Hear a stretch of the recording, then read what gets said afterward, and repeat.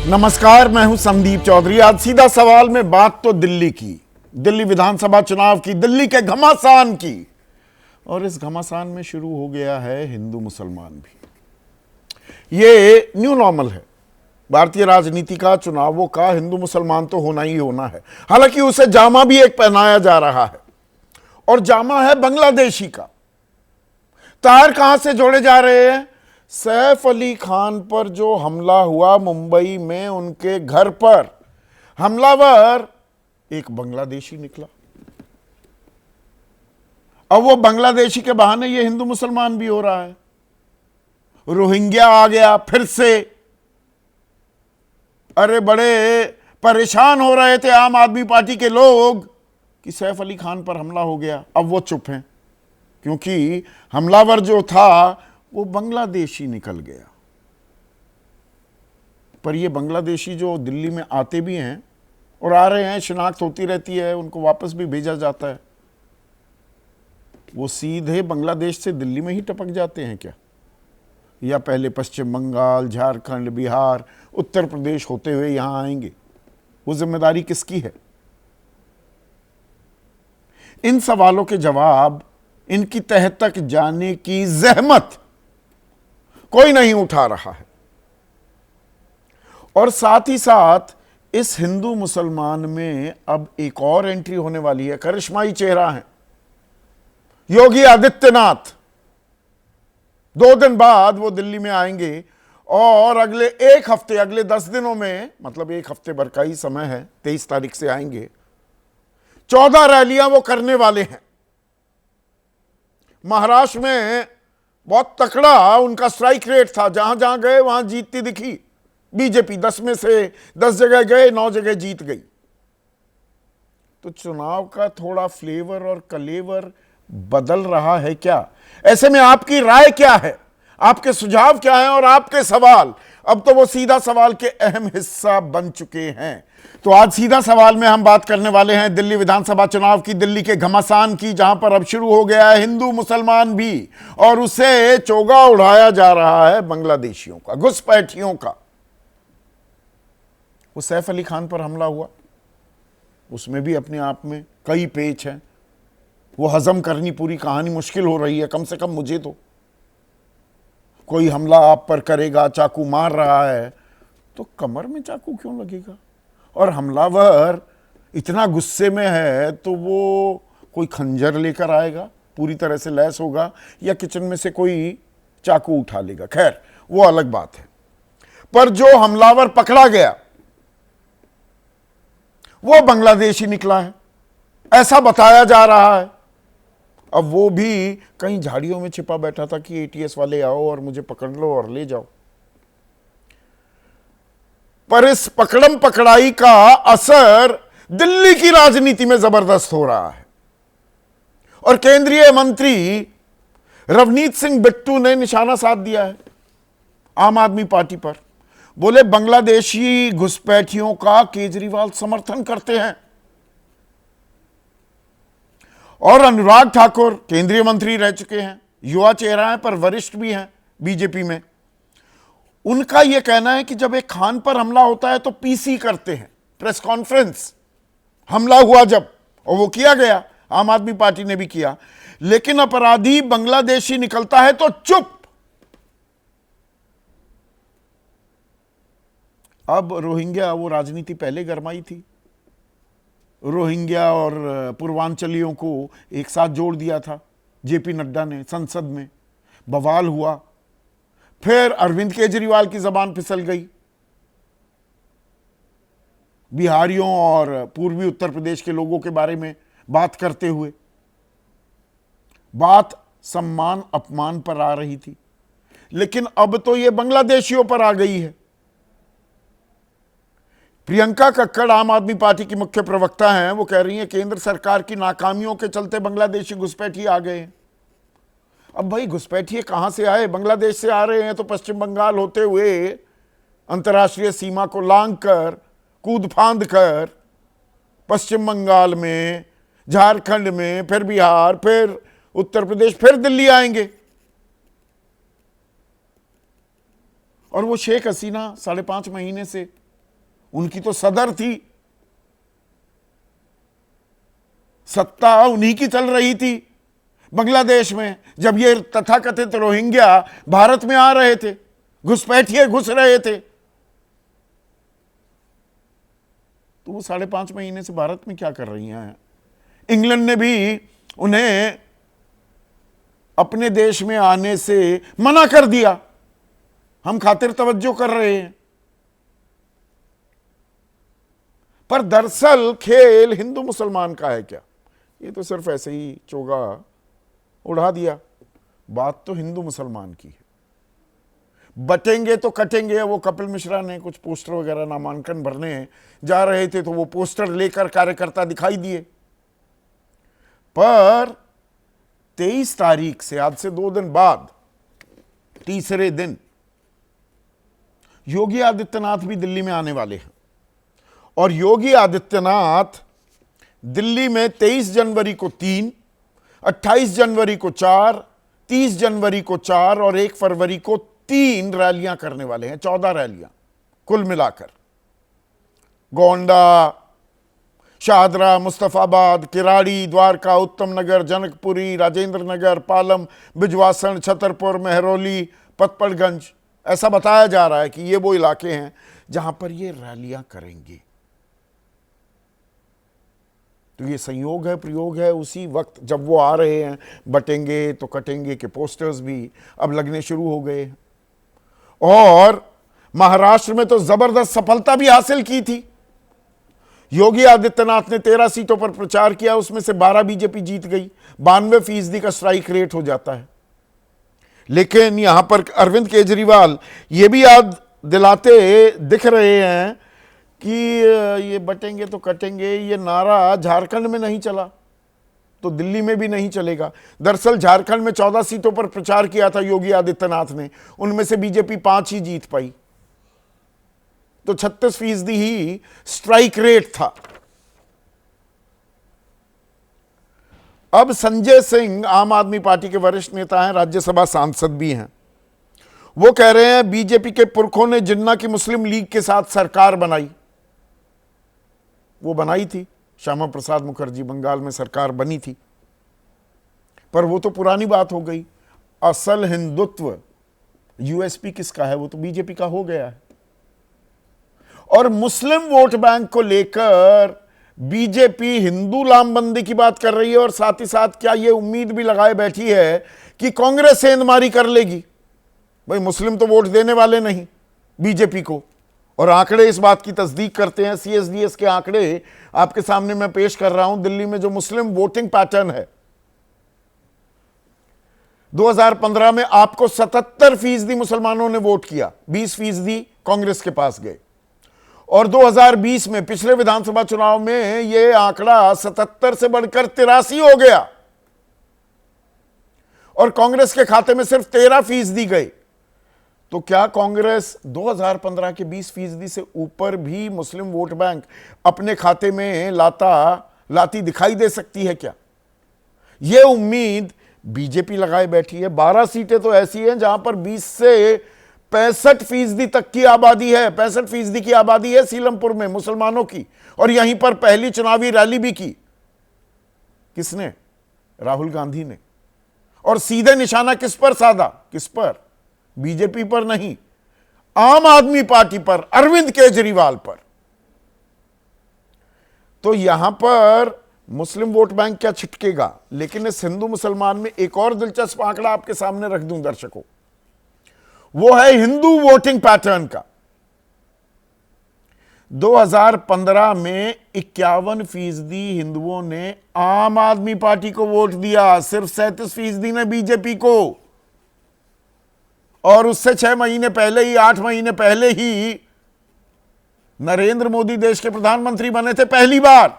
BJP को बहुमत मिली थी अपने दम पर। 30 साल बाद कोई पार्टी बहुमत लेती दिखाई दी थी। 282 सीटें आई थी। और 2020 में यह थोड़ा बदल गया। अब खेल समझिए, 48% आम आदमी पार्टी के पास गया, सबसे बड़ा चंक हिंदुओं का। बीजेपी के पास लेकिन 46%, यानी कि 9% हिंदू ज्यादा वोट करते दिखाई दिए बीजेपी को। तो बीजेपी क्या ये चाह रही है कि यह आंकड़ा 50 से पार हो जाए, और उधर 20 से ऊपर फीसदी मुसलमान कांग्रेस को वोट करते दिखे। इसी के इर्द गिर्द अब रणनीति भी बनाई जा रही है क्या? ऐसे में आज का सीधा सवाल, दिल्ली का घमासान शुरू हिंदू मुसलमान और रेवड़ी भी बांटेंगे, और समाज भी। रेवड़ियां जबरदस्त तरीके से बंट रही हैं, लेकिन समाज भी आप बांट रहे हैं क्या हिंदू मुसलमान में भी? और फिर हिंदुओं में दलित अलग, दलितों पे भी नजरें इनायत करने की कोशिश कर रही है संविधान की दुहाई देकर कांग्रेस पार्टी। चर्चा में मेरे साथ बीजेपी की तरफ से प्रोफेसर सौरभ मालवीय, कांग्रेस के राष्ट्रीय प्रवक्ता आलोक शर्मा, आम आदमी पार्टी के राष्ट्रीय प्रवक्ता ऋतुराज झा, आजकल बड़ी सुर्खियां बटोर रहे हैं, सोशल मीडिया पर वायरल भी हो रहे हैं, वरिष्ठ पत्रकार विजय त्रिवेदी, और एक और वरिष्ठ पत्रकार विनोद अग्निहोत्री भी इस चर्चा में जुड़ेंगे। अभी उनकी कुर्सी यहां खाली है, पर लड़ाई तो कुर्सी की हो रही है। प्रोफेसर साहब, लड़ाई तो कुर्सी की है, और रेवड़ियां तो बांट ही रहे थे, अब समाज बांटने का भी काम शुरू हो गया है। वो तो होना ही था, मतलब हिंदू मुसलमान के बिना तो आजकल कोई चुनाव लड़ा नहीं जा सकता।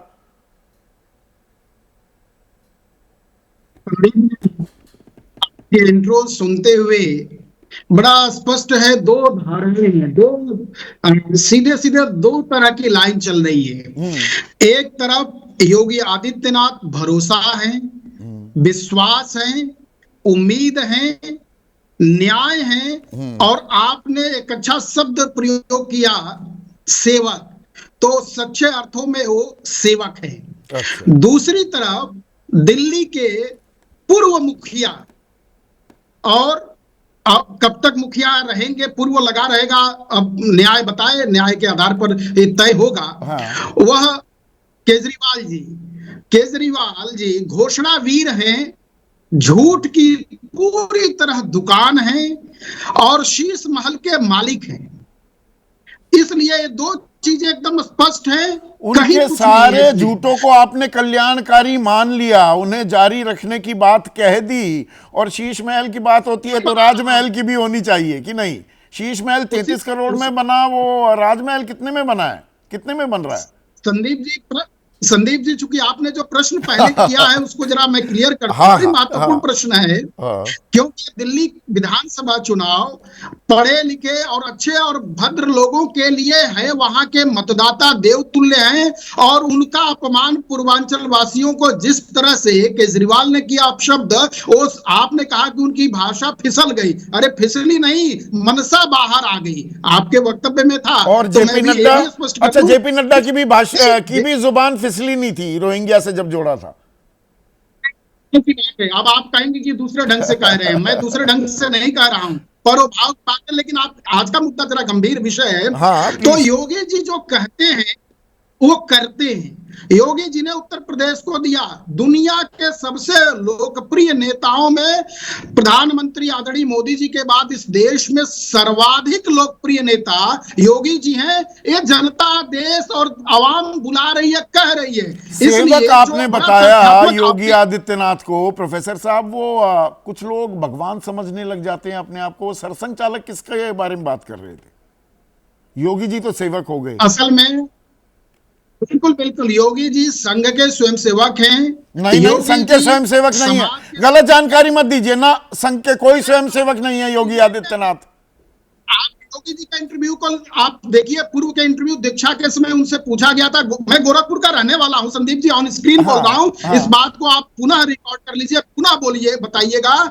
जब उनकी दीक्षा हुई तो उन्होंने कहा था कि मैं सन्यासी बनता, और नहीं यदि बनता तो मैं संघ का प्रचारक बनता नहीं, संघ के कभी हिस्सा नहीं। देखिए भाई, फैक्ट चेक करना भी हमारा काम है। मैं व्हाट्सएप यूनिवर्स, ये विजय त्रिवेदी बैठे हैं, संघ पर किताबें लिखी हुई। अरे सुनिए ना, आप चाहे गोरखपुर के हैं, थोड़ा बहुत हमने भी ऐसे ही थोड़ा बाल उड़ गए या सफेद हो गए। प्रोफेसर साहब, योगी आदित्यनाथ कभी स्वयंसेवक थे? एक मिनट रुकिए ना, प्लीज रुकिए ना, फैक्ट चेक ही तो कर रहा हूं।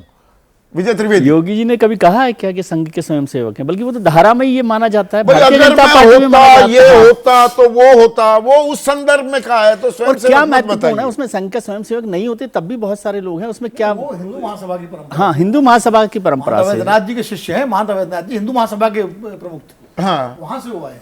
ठीक है, अच्छा मुद्दे पर आते हैं। हाँ बोलिए प्रोफेसर साहब। इस पर क्यों जोर दे रहे विजय हैं? जी की पुस्तक है योगी जी की पुस्तक यथा योगी, विजय जी ने लिखी है जो पुस्तक, ध्यान नाम पुस्तक का टाइटल जरा हो रहा है, लेकिन ये स्पष्ट है योगी जी स्वयंसेवक हैं, संघ के स्वयंसेवक हैं और गर्व के साथ वो भी कहते हैं। अच्छा चलिए, आप देते रहे, वो कभी संघ के हिस्सा नहीं थे। चलिए, पर ये बांग्लादेशी मुद्दा आ गया, वो सैफ अली खान का हमलावर बांग्लादेशी निकल गया, तो जी ये केजरीवाल समर्थन करते हैं बांग्लादेशी को। ये बांग्लादेशी तो बस कहने के लिए वो एक जामा उड़ा रहे हैं ना, बात तो हिंदू मुसलमान करना है।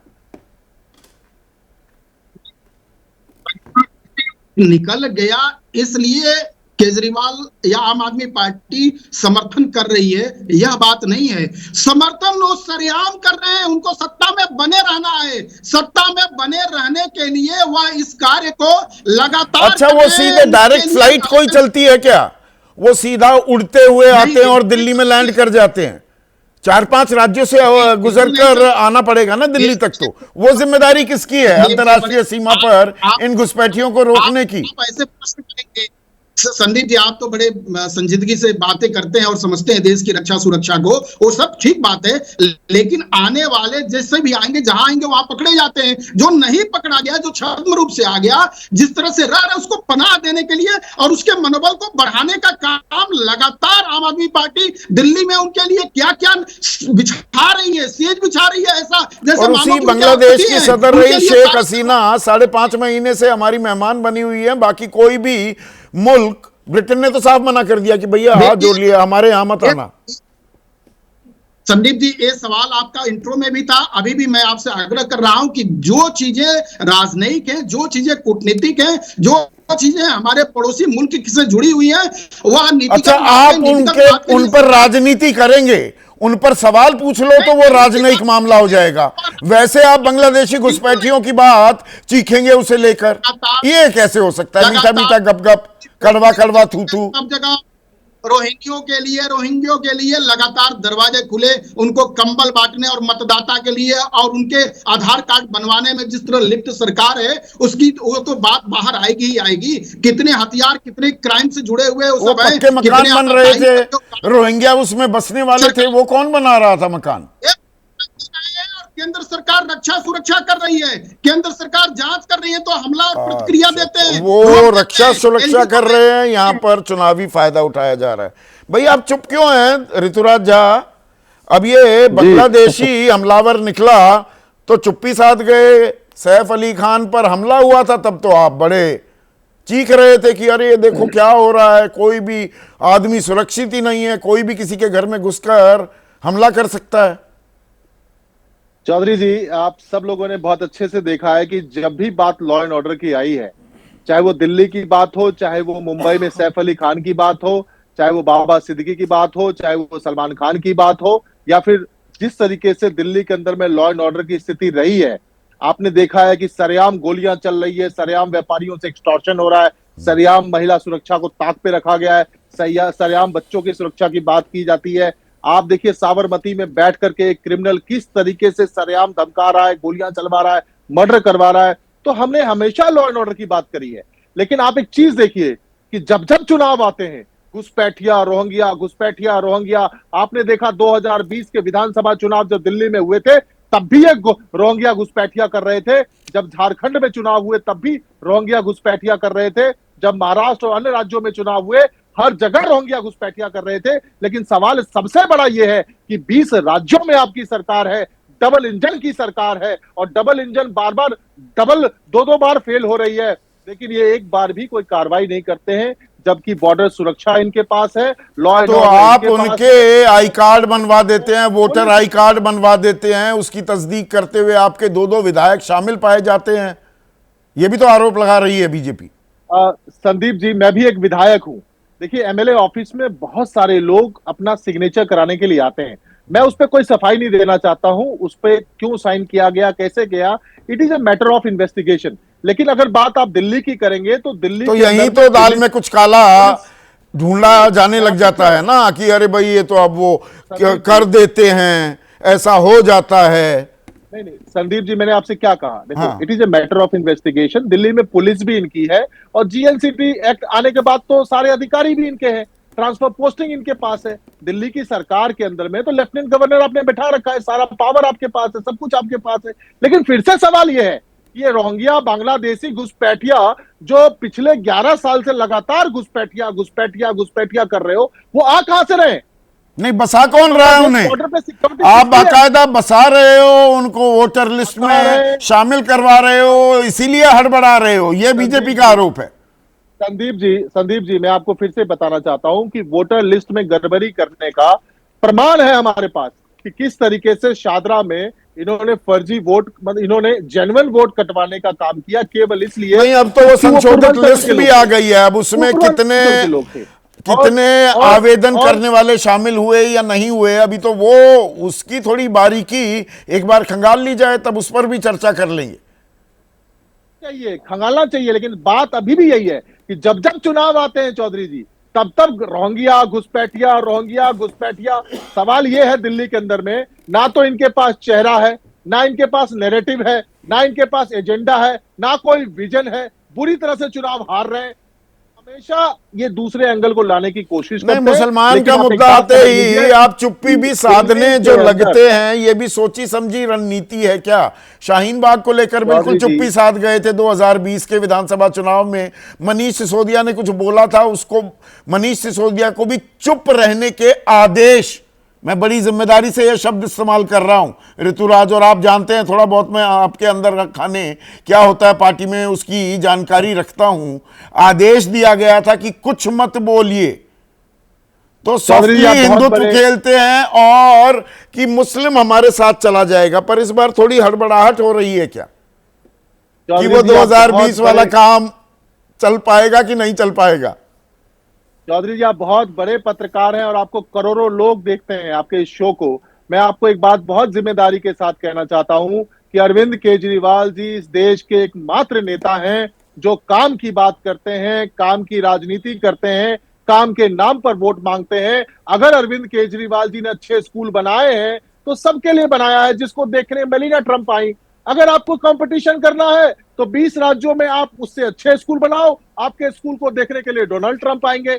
आप काम की राजनीति करो, काम के नाम पर कंपटीशन करो। अरे हमने काम किया है, बुनियादी सुविधाएं केजरीवाल जी ने दी है, अच्छे स्कूल बनाए हैं, अच्छे अस्पताल बनाए हैं, मोहल्ला क्लिनिक्स बनाया है, महिलाओं के लिए अच्छी बस सर्विस दी है। केजरीवाल जी के पास बस है तो उन्होंने बस फ्री कर दी, आपके पास रेल है आप रेल फ्री कर दो। सवाल पूछ रहा हूं मैं मुसलमानों को लेकर, मुसलमानों की थोड़ी नाराजगी भी झेलनी पड़ सकती है क्या?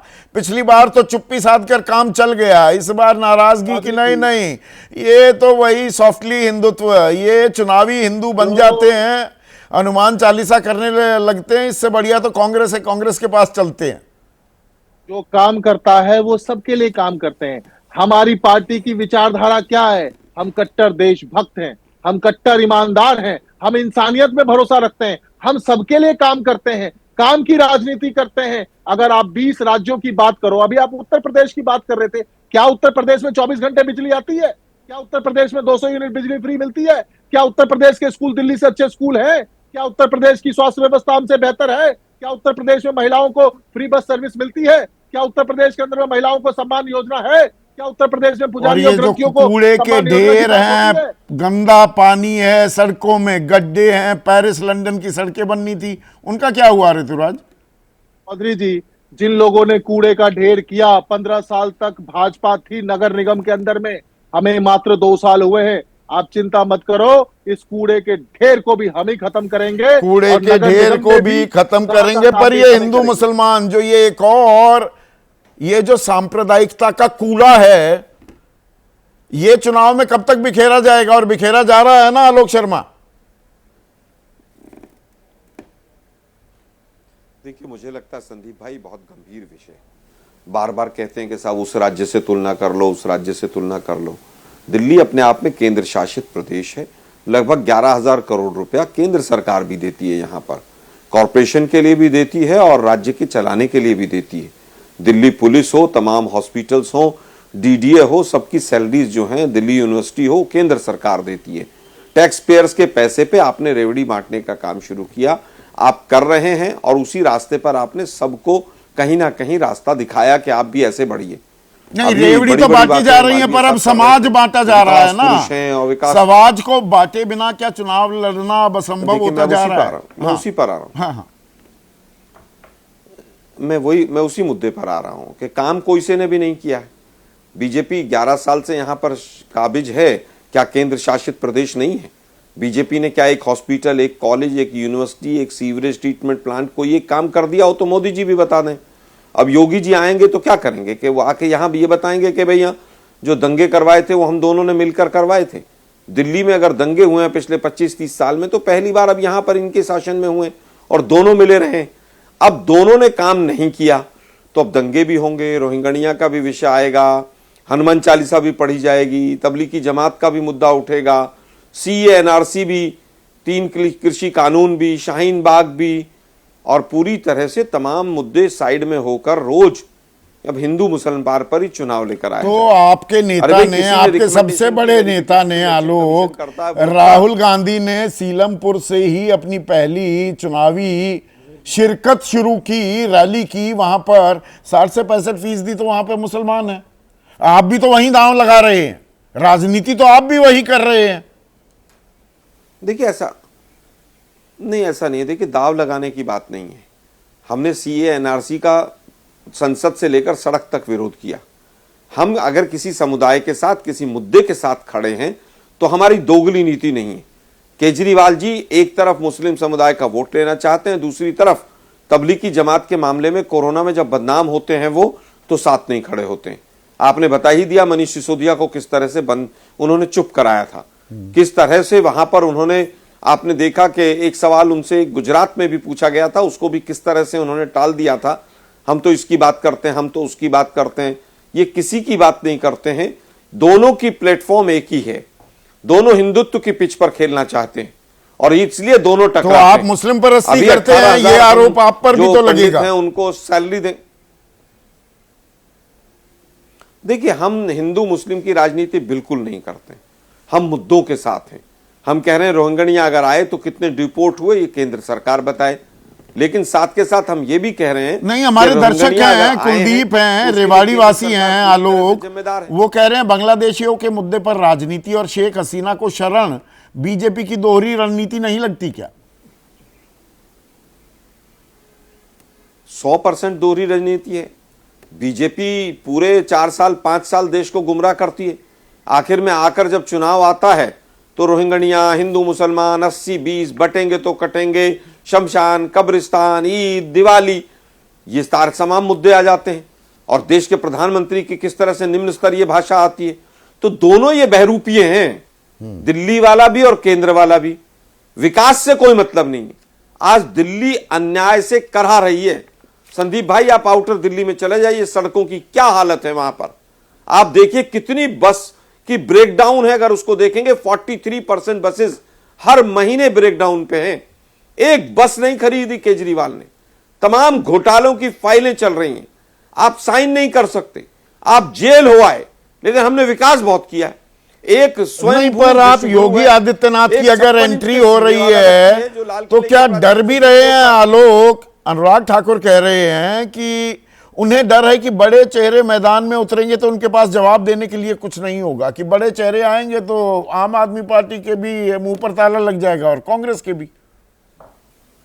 अभी तो दिग्गज उतरने वाले हैं मैदान में, उनकी मर्जी जब उतारे। बड़े चेहरे वहां पर नहीं थे क्या अभी? नहीं, मैं केवल ये कह रहा हूं, क्या लोकसभा के चुनाव में उत्तर प्रदेश में वो बड़ा चेहरा नहीं था क्या? क्या हुआ उस बड़े चेहरे का? आप केवल बताइए ना, लोकसभा में अगर सबसे ज्यादा कहीं पर किसी की हार हुई तो वहां किसकी हुई, किस राज्य में हुई? बीजेपी 240 पर आई तो यूपी की वजह से, और यूपी में कौन शासन कर रहा था?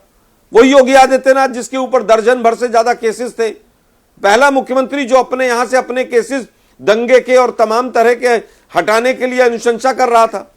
और दिल्ली में वो पहला मुख्यमंत्री जो वैगनार से चला और शीश महल तक पहुंच गया।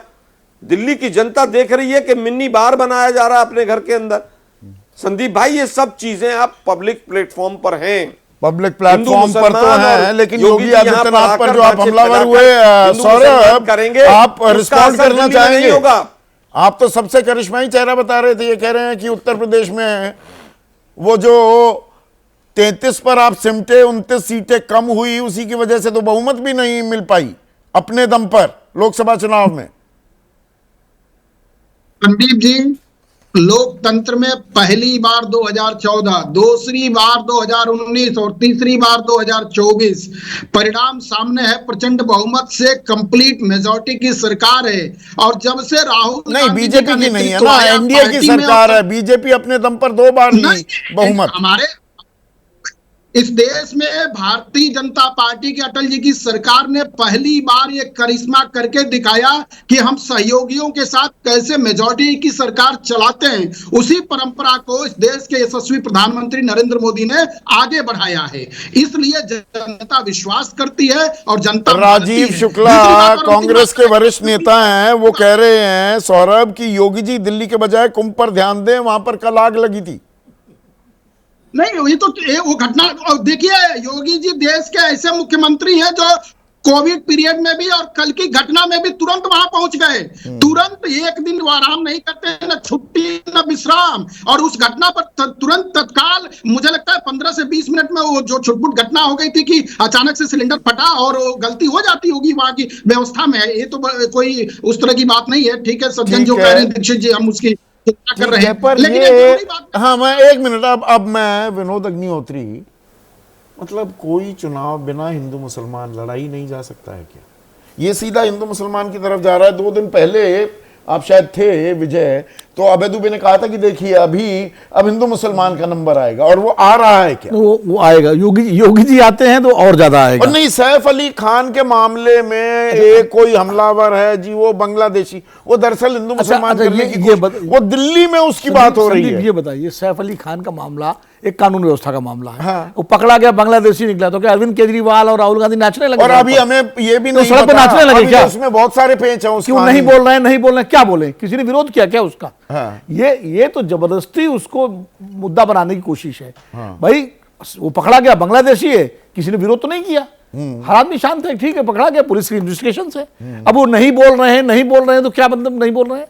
तो ये सिर्फ वो जो ध्रुवीकरण की जो राजनीति है। अब योगी जी आएंगे तो योगी जी तो जो उनका जो यूएसपी है हिंदुत्व का ध्रुवीकरण, तो वो तो जाहिर है वो फिर नहीं। और इसमें दिलचस्प बात ये है, बहुत से लोगों को ताज्जुब हो रहा होगा, ये CSDS के आंकड़े हैं, हिंदू वोटिंग पैटर्न, आम आदमी पार्टी 51% हिंदू वोट लिया था 2015 में, बीजेपी को सिर्फ 37% मिले, और पिछली दफा 2020 में 48% फिर से ज्यादा वोट शेयर आम आदमी पार्टी ने लिया हिंदुओं का, और बीजेपी 46 पर आई। दिल्ली की में दोनों जो चुनाव हुए 2015 और 2020 के, वो हिंदू मुस्लिम पर हुए ही नहीं, वो कार्ड चला ही नहीं। देखिए, तो इसीलिए ये सोची समझी रणनीति है कि भाई ये थोड़ा, क्योंकि शाहीन बाग का असर पिछली बार हुआ, तो शाहीन बाग 37 से 46 पर आ गई बीजेपी। तो हिंदू वोट बैंक बढ़ा। लेकिन उस समय जो माहौल था शाहीन बाग को लेकर के, वो बहुत ज्यादा शार्प डिवीजन का माहौल था। और उस समय आप देखिए, अमित शाह जी पूरे दिल्ली में खुद व्यक्तिगत रूप से बटन इतना तेज दबाओ कि शाहीन बाग करने लगे। अनुराग ठाकुर का वो गोली मारो वाला बयान, प्रवेश वर्मा का भाषण, ये सारे, मतलब उस वक्त तो ध्रुवीकरण की जितनी कोशिश हुई थी, अभी तो वैसी दिखाई नहीं पड़ रही है। लेकिन अब मुझे लगता है डीसीपी को चेतावनी कपिल मिश्रा की। मैं एक चीज बताऊं आपको संदीप जी, जितना बीजेपी हिंदुत्व के ध्रुवीकरण की कोशिश करेगी, उतना आम आदमी पार्टी को फायदा होगा। कैसे? और कांग्रेस को नुकसान होगा। कैसे? जो कांग्रेस जिस वोट पे नजर लगाए हुए है कि मुसलमान वोट और दलित वोट और बीजेपी विरोधी वोट जो आम आदमी पार्टी से नाराज हो थोड़ा बहुत हमें मिले, अगर बाइपोलर हो गया इलेक्शन इस ध्रुवीकरण के चक्कर में, तो फिर आम आदमी पार्टी के पास लौट जाएगा। और जब दिल्ली में जब भी बाइपोलर इलेक्शन हुआ है 1993 से लेकर 2020 तक, तब तक बीजेपी को नुकसान हुआ है। आप देखिए 1993 में बाइपोलर नहीं था, ट्राइपोलर था। जनता दल को 12.5% वोट मिला था, बीजेपी की सरकार बनी, 49 सीट्स आई। 2013 में फिर ट्राइपोलर था, जो कांग्रेस रूलिंग पार्टी में थी, और आम आदमी पार्टी भी आ गई, तो सिंगल लार्जेस्ट पार्टी बीजेपी थी। हाँ, 31 सीटें बीजेपी की आई, 28 थी आम आदमी 28 आम आदमी पार्टी की थी। तो और उसके बाद जितने चुनाव हुए हैं, चाहे 98 का चुनाव हो, चाहे 2008 का चुनाव हो, या उसके बाद के सारे बाइपोलर हुए हैं, और बाइपोलर में बीजेपी अपना 38% तक खींच पाई, उसके आगे वोट नहीं बढ़ा पाई। मीनू चावला हैं हमारी दर्शक हैं, करनाल वासी हैं विजय भाई। वो कह रही हैं हरियाणा महाराष्ट्र में योगी आदित्यनाथ के प्रचार से मिली सफलता दिल्ली में दिखेगी क्या? उसमें झारखंड भी है जहां सिर्फ 36% स्ट्राइक रेट था, मतलब 3 सीटों पर गए, 1 ही जितवा पाए। पर हरियाणा में और महाराष्ट्र में ठीक ठाक स्ट्राइक रेट है, और हरियाणा का स्ट्राइक रेट भी, बल्कि मैं आपको बता दूं 64% करीबन 60% था। हाँ, 13 सीटों पर गए, 8 जीती। 60% से ऊपर उनका रहा। योगी जी का स्ट्राइक रेट तो ठीक ठाक ही चल रहा है, जहां पर भी वो गए हैं जितना कर सकते हैं। झारखंड के अलावा झारखंड को आप अलग से समझिए, झारखंड को अलग से समझिए। हाँ, और अपने राज्य में स्ट्राइक रेट खराब हो गया। झारखंड में जो मसला है वो हिंदू मुस्लिम हुआ ही नहीं ना, क्योंकि वहाँ हिंदू आदिवासी मसला है, हिंदू आदिवासी मसला है। और भारतीय जनता पार्टी को समझ में आता है कि भाई झारखंड अलग है। महाराष्ट्र सबसे एक ऐसा सेंटर था जहाँ पर उनको लगता था कि योगी जी का फायदा, क्योंकि हरियाणा को भी मैं उस तरह से नहीं देखता है, हरियाणा भी उस तरह से हिंदू मुस्लिम वाला स्टेट नहीं था वहाँ पर। और वो जो दक्षिण हरियाणा में ही कुछ उसके अलावा कोई वो नहीं था, लेकिन महाराष्ट्र को आप इस तरह से अलग से, हाँ वही कह रहा हूँ, तो हिंदू मुस्लिम वाला नहीं है। अब योगी जी से उम्मीद है मुस्लिम वाला जो है, ये हम लोग उस दिन भी चर्चा कर रहे थे, मुसलमान आना ही है, हिंदू मुसलमान होना ही है। और आपने तो बहुत अच्छे से लिखा कि रेवड़ी भी चलेगी समाज। और शैलेंद्र ये सवाल भी पूछ रहे हैं, रेवड़ी कल्चर और मजहब की राजनीति ही जीत और हार तय करेंगी क्या? बिल्कुल, मतलब रेवड़ी भी बांटो और समाज को बांटो। नहीं, किसके लिए रेवड़ी बांटने का काम में आ जाए, किसके लिए समाज बांटने थोड़ा सा इसे समझाइए ना। तो ये दोनों मुद्दे इसमें बहुत महत्वपूर्ण है जो काम में आ सकते हैं। अब देखिए, मुसलमानों की राजनीति को यदि करें बात, तो सबसे पहले यदि सैफ की बात करें तो केजरीवाल साहब ने उसकी चर्चा की, उसकी जरूरत नहीं थी, लेकिन उनको लगा कि ये मुस्लिम वोट बैंक के लिए नहीं, कानून व्यवस्था का मुंबई में कानून व्यवस्था का मसला, लेकिन वो मुसलमान एक उनका फोकस था। फिर राहुल गांधी जी को लें तो वो सीलमपुर पहुंचे, जहां पर पिछली बार तीसरे नंबर पर थी कांग्रेस। वो तो संदीप दीक्षित से बड़ी सीट तो कोई नहीं है ना इस समय दिल्ली की। आप सीलमपुर से शुरू कर रहे हैं। हाँ, नई दिल्ली से शुरू कर सकते थे। संदीप दीक्षित और अरविंद केजरीवाल के खिलाफ लड़ाई लड़नी है तो संदीप दीक्षित के साथ करें। आज तो संदीप जी ने बताया कि शायद वो उनका पदयात्रा का कार्यक्रम भी फिर से बदल गया है कुछ, राहुल जी के लिए जो नई दिल्ली से होने वाला था। अच्छा, हाँ, उसमें बदलाव हो गया है कुछ। ये संदीप दीक्षित जी ने, अब जो भी है संदीप दीक्षित जी ने कहा, वो कार्यक्रम में बदलाव हो गया। भारतीय जनता पार्टी के लिए तो इससे बेहतर मौका क्या हो सकता है कि आप हिंदू मुसलमान पर आ जाए, और उसमें योगी जी के आ जाने से वो फैक्टर और मजबूत हो जाएगा। जब आप बटेंगे कटेंगे करेंगे तो कहीं ना कहीं पर उस मसले का फायदा होगा। तो दोनों मसले, मुझे लगता है ये दोनों आपने जो टाइटल दिया ना, ये इस दिल्ली चुनाव का फोकस है।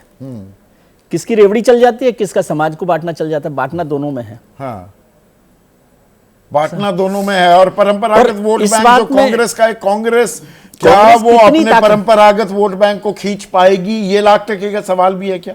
नहीं, ये बिल्कुल लाख टके का सवाल है। उससे पूरा नतीजा बदल जाएगा। बीजेपी भी देख रही है क्या उसे? बीजेपी भी देख रही है और अरविंद जी भी देख रहे हैं। इसलिए अरविंद जी बार बार कहते हैं कि कांग्रेस का हाथ बीजेपी के साथ, ताकि जो मुस्लिम वोट है वो कांग्रेस के पास ना चला जाए। जितना हिस्सा उनके पास है उसमें कम से कम हिस्सा कांग्रेस के पास जाए। और बीजेपी की तो कोशिश है कि भाई ये डिस्ट्रक्टर तो बन जाए ना, शिव बन जाए कांग्रेस। अरविंद केजरीवाल की राजनीति को ध्वस्त करने में होती है ये आंकड़ा कि भाई अलग अलग आंकड़े मिलते हैं कि 2024 में 60 कुल जमा 60 अवैध बांग्लादेशी गिरफ्तार, दिसंबर में 43 हो गए, सिर्फ दिसंबर में। नहीं, साल में 60, दिसंबर में 43, दिसंबर में 43 भी ले लिए तो क्या इतने ही लोग हैं रोहिंग्या दिल्ली में? और 6 जनवरी तक 14 अवैध बांग्लादेशियों को वापस भेजा गया। प्रत्यर्पण हो भी रहा है कि नहीं हो रहा है? मैं ये कह रहा हूँ कि 43 मान लीजिए पकड़ लिए, तो क्या इतने ही रोहिंग्या हैं? और इतने हैं तो क्या बड़ी समस्या है 2.25 करोड़ लोगों में? अगर इतने हैं तो इसका मतलब या तो बहुत ज्यादा है तब बड़ी समस्या है, या बिल्कुल नहीं है तो फिर क्या समस्या है? अब वो रोहिंग्या हमेशा देखिए प्रतीक्षा मिश्रा है, ये दिलचस्प सवाल पूछ रही है, कह रही है कि हैरान हूं कि दिल्ली चुनाव में मजहब की राजनीति देर से क्यों शुरू हुई? अभी पहले रेवड़ी पर चल रहा था, आम आदमी को भी समझ में आने लगा है पूरा खेल। आप सोचिए ना, मजहब की ये सियासी दुकानदारी चलती है। अब आप सोचिए कि झारखंड में जब हम चर्चा कर रहे थे, सौरभ जी जैसे बड़े मित्र हैं, विद्वान लोग हैं, झारखंड में सारे वो दामाद जो हो रहे थे आपके रोहिंग्या दामाद, अब चर्चा हो रही है क्या? अब सब सेटल हो गए वहां। अब दिल्ली में आए हैं वो रोहिंग्या, यहाँ पर चर्चा चलेगी कि कितने अरेस्ट हो रहे हैं, कितने नहीं हो रहे हैं। ऋतुराज, आप मुस्कुरा रहे हैं। ऋतुराज प्रतीक्षा जी का सवाल बिल्कुल she is hitting the nail on the head ना, कि ये इतना देर कैसे हो गई, ये अपने असल रंग दिखाने में आप लोगों को। ऋतुराज जी के लिए एक लाइन कह दूं कि आजकल अरविंद जी रोज चिट्ठी लिख रहे हैं, एक चिट्ठी प्रधानमंत्री जी को लिख दें कि ये सारे रोहिंग्या को पकड़ के भेज दीजिए, मैं आपके साथ हूँ। हाँ करना चाहिए, रोज चिट्ठी लिख रहे हैं ना आजकल अरविंद जी। हाँ, आपका ये सुझाव भी दे देंगे जरूर। देखिए कितना अच्छा रहता है, ऐसे सुझाव भी निकल आता है। हाँ। पर ये नहीं, अच्छा है, मतलब बहुत अच्छा सुझाव। हुजूर हिंदू मुसलमान करते करते शुरू करते करते बहुत देर कर दी, बड़ी देर कर दी। प्रतीक्षा ये कह रही है, वो प्रतीक्षा ही कर रही वो थी, प्रतीक्षा लगता कर रही है थी। कि ये कब शुरू करेंगे। वही चौधरी जी एक्चुअली में क्या है, क्या एक सेट पैटर्न है, हाँ। तो इसलिए वो उस बात पे कटाक्ष कर रहे हैं कि भाई अभी तक क्यों नहीं शुरू किया है, बिकॉज भाजपा के पास बताने को कोई काम नहीं है। नहीं नहीं, तो तुलना आप कोई कहाँ, काम नहीं आप है। कौन सा पीछे रह जाते हैं। हनुमान चालीसा भी याद आ जाता है, हनुमान मंदिर जाने लगते हैं, सत्संग करने लगते हैं कुछ कुछ। तो ये ऐसा थोड़ा है कि आप इस मामले में दूध के धुले हैं, इसीलिए तो आपसे पूछ रहा हूं। वो तो सौरभ भाई से पूछूंगा। दो चीज है चौधरी जी, देखिए हम सब लोग भगवान को मानते हैं, और हर अगर अगर केजरीवाल जी कह रहे हैं कि हम पुजारी ग्रंथियों को सम्मान देंगे, तो भाई आप भी दे दो। हम काम की राजनीति कर रहे हैं भाई, हम कह रहे हैं कि भाई हम वोट काम पर मांग रहे हैं, हम काम की राजनीति पर वोट मांग रहे हैं। हम कह रहे हैं कि भाई आपकी 20 राज्यों में बांट रहे हैं ना, रेवड़ी भी बांट रहे हैं, समाज भी बांट रहे हैं। वो काम क्या, वो तो बांटने का काम हो रहा है कि नोट भी बांट दो और समाज को बांट दो। नहीं, पहले प्रधानमंत्री जी रेवड़ी कहते थे, अब इनके राष्ट्रीय अध्यक्ष उसको जन कल्याण योजना कह रहे हैं। तो पहले रेवड़ी करते वो तो मैंने थे। पूछ लिया, वो सवाल तो पूछ लिया। पर सौरभ, मतलब रेवड़ी भी बांटोगे और समाज को बांटोगे, ये बांटने का मतलब शब्द का विस्तार हो रहा है, और इसी में राजनीतिक उद्धार भी खोजा जा रहा है। संदीप जी, ये बड़ा साफ है कि आम आदमी पार्टी को इस बार दिल्ली में ये जनता समझ चुकी है कि न नीति है न नियति है, और नेता बेल पर है।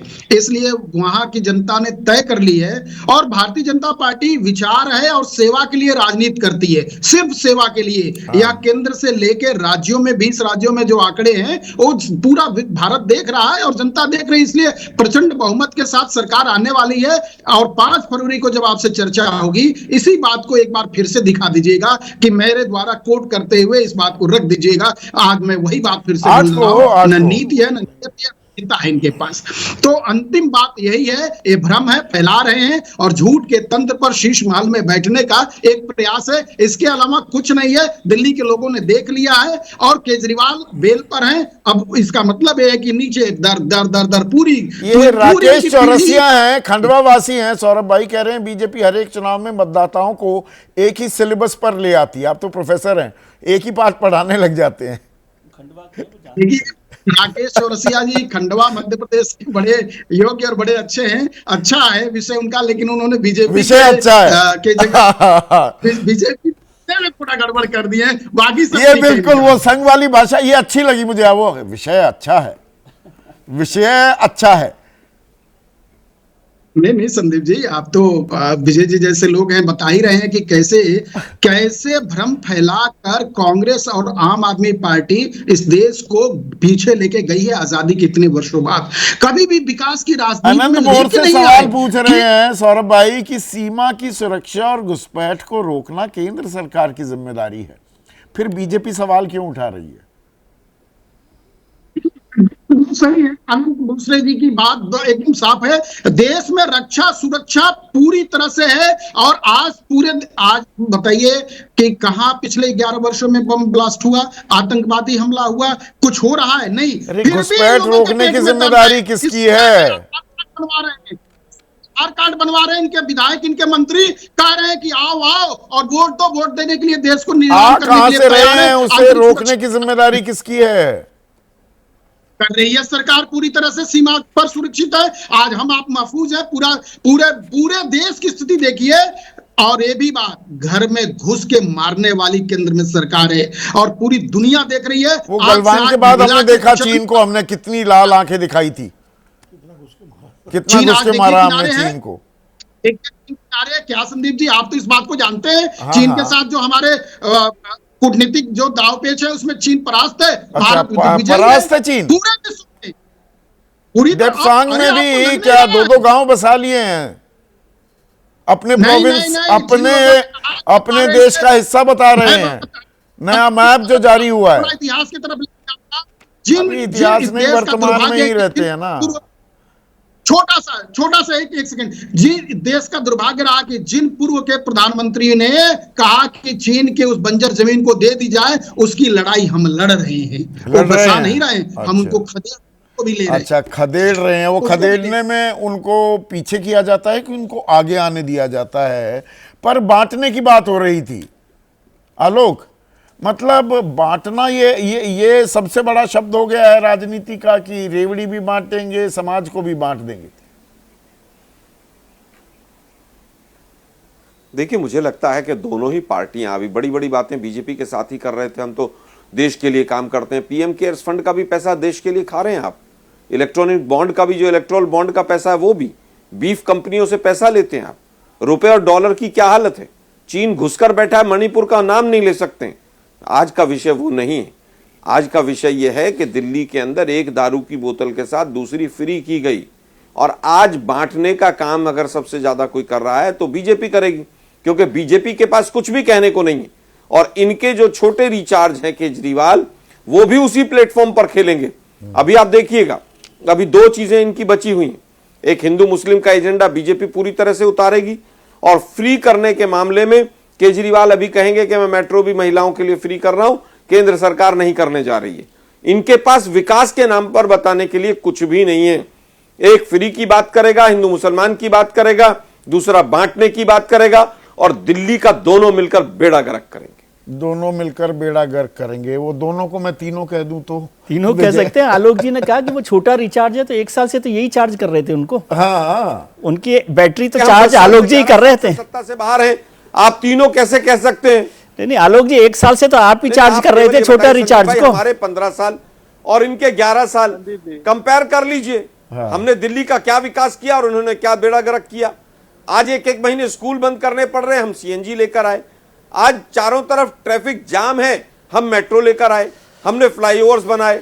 आज भ्रष्टाचार में दिल्ली डूबी हुई है, सारा का सारा। तो चलिए ऋतुराज को रिस्पॉन्ड करने दीजिए। 30 सेकंड है, 1 सेकंड ऋतुराज, 1 सेकंड आलोक भाई, 30 सेकंड है ऋतुराज, लास्ट रिस्पॉन्स। बस मैं 30 सेकंड में एक छोटा सा रिस्पॉन्स दे दूं। वैसे तो कांग्रेस का दिल्ली में कोई स्टेक नहीं है, लेकिन अगर केजरीवाल मॉडल से इतना ही प्रॉब्लम है तो कर्नाटक में, हिमाचल में हमारे मॉडल को कॉपी करने की कोशिश क्यों करते हो, है ना। और दूसरा है भाजपा के लिए कि भाजपा का यही चाल, चरित्र और चेहरा को देख करके दिल्ली के लोगों ने 27 साल से इनको सत्ता से दूर रखा है। और अगर यही इनकी हरकतें रही, यही गंदी राजनीति, हाँ वही 25 साल से सत्ता से दूर रखा है। नहीं, 27 आपकी बात सही है, 1998 से नहीं, 98 से 27 साल हो गया, ठीक कह रहे हैं। 27 साल से यही चाल, चरित्र और चेहरे की वजह से।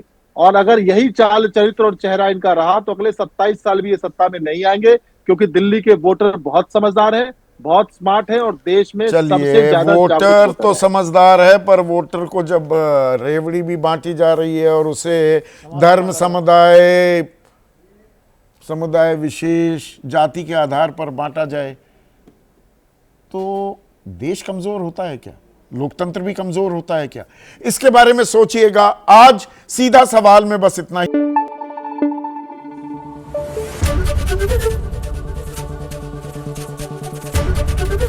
एबीपी न्यूज आपको रखे आगे।